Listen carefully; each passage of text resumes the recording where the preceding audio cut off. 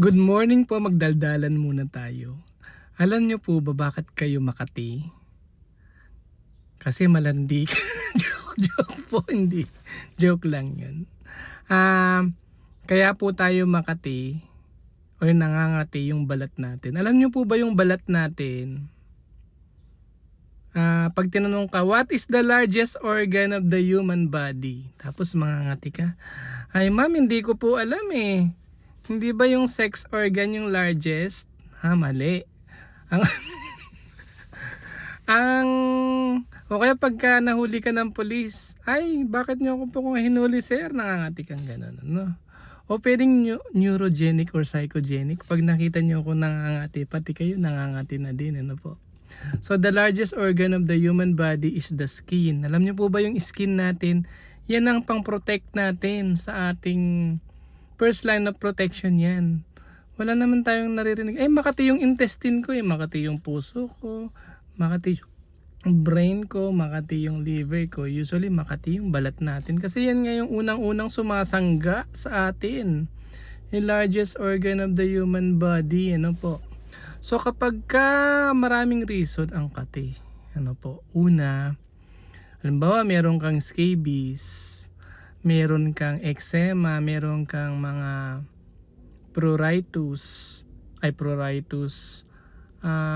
psoriasis, meron kang mga chronic kidney disease or liver problem, mga thyroid problem, minsan kapag may immunologic problem ka, meron kang mga kati-kati, pollen, mga insect bites, insekto, o minsan nga yung neurogenic, psychogenic, yung nakakita ka lang sa TV na nangangati ka na din. Ayun. Alam niyo po yung ating balat, yung epidermis natin, laging brand new yan kasi every 28 days ay nagpapalit yung ating epidermis. Ayan, pagka po may makati sa balat natin, meron doon yung tinatawag na proreceptors o yung mga free nerve endings. Ayan. Mai-stimulate kasi yung release ng histamine tapos lalong mamumula yung balat mo, no? Yung sa allergy. Tapos po, halimbawa may makati doon, yung free nerve ending na unmyelinated C fibers at saka yung na-stimulate yung thin myelinated A fiber na nerve. Tapos yun ay mapupunta sa dorsal root ganglion sa spinal cord. Magta-travel yung sensation hanggang sa thalamus at saka sa somatosensory cortex ng brain.